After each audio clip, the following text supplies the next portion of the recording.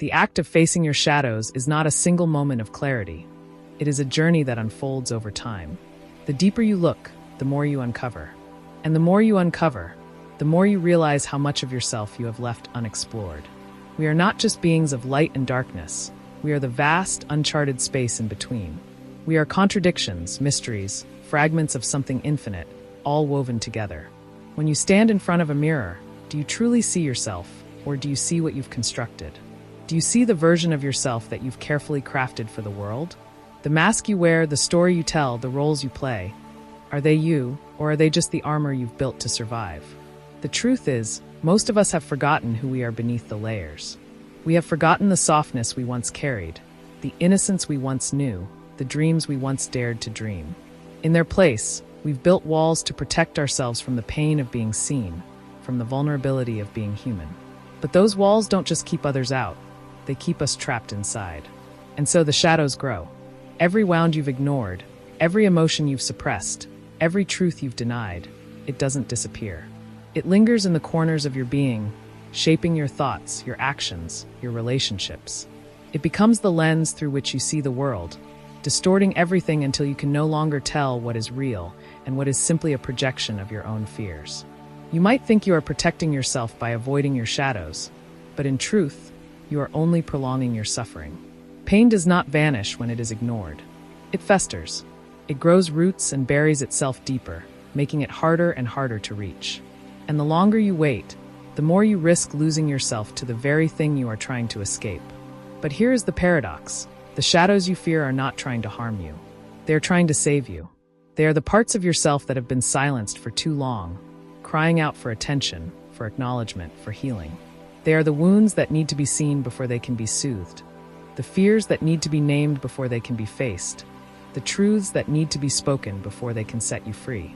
You cannot heal what you refuse to feel. This is the great challenge of being human, to sit with your discomfort, to hold your pain, to let yourself feel everything you've been taught to avoid. We live in a world that tells us to be strong, to be unbreakable, to push through the pain and keep going no matter what. But strength is not the absence of vulnerability. Strength is the willingness to be broken, to fall apart, to face the parts of yourself that you've been running from. Because it is in those moments of breaking that you discover who you really are. You are not your pain. You are not your shadows. You are not the mistakes you've made, the fears you've carried, the stories you've told yourself. You are something far greater, far more infinite, far more beautiful than you can imagine. But to see that, to truly understand it, you must first walk through the darkness. You must hold your fear like a fragile child, cradle your shame like an old friend, embrace your guilt like a lost part of yourself.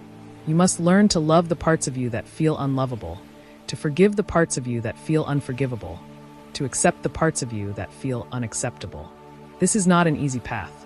It is not a path that many are willing to take. It requires courage, the kind of courage that strips you bare and leaves you with nothing but the truth of who you are. It requires patience, the kind of patience that allows you to sit with your pain without trying to fix it or make it go away. And it requires compassion, the kind of compassion that reminds you that even in your darkest moments, you are still worthy of love. But the reward is worth it. When you learn to face your shadows, you stop fearing them. When you stop fearing them, you stop projecting them onto others. And when you stop projecting them onto others, you begin to see the world as it truly is. Not as a battlefield of enemies, but as a mirror of your own soul. The anger you once felt toward others becomes understanding. The judgment you once carried becomes compassion. The pain you once inflicted becomes healing. This is how the world changes, not through blame, not through division, but through the radical act of self-reflection.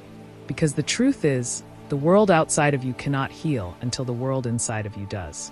The chaos you see in others will never disappear until you confront the chaos within yourself. The hate you see in the world will never dissolve until you dissolve the hate within your own heart. Healing begins with you. And healing does not mean erasing your past or forgetting your pain. It means integrating it. It means understanding that every experience, no matter how painful, has shaped you into who you are. It means realizing that your shadows are not separate from your light. They are born from the same source. You are both. You are the light and the darkness, the joy and the sorrow, the healer and the wounded. You are the entirety of your being, and that entirety is beautiful. Not because it is perfect, but because it is whole. The journey of facing your shadows is not about becoming someone new. It is about remembering who you've always been. It is about peeling back the layers of fear and shame and guilt until you find the core of your being. And when you find it, you will see that it is not broken. It never was. You were whole all along. But wholeness is not something that is given to you. It is something you create. It is something you fight for. It is something you earn moment by moment, choice by choice, breath by breath. So, the question is not whether you are capable of facing your shadows. The question is whether you are willing. Are you willing to stop running?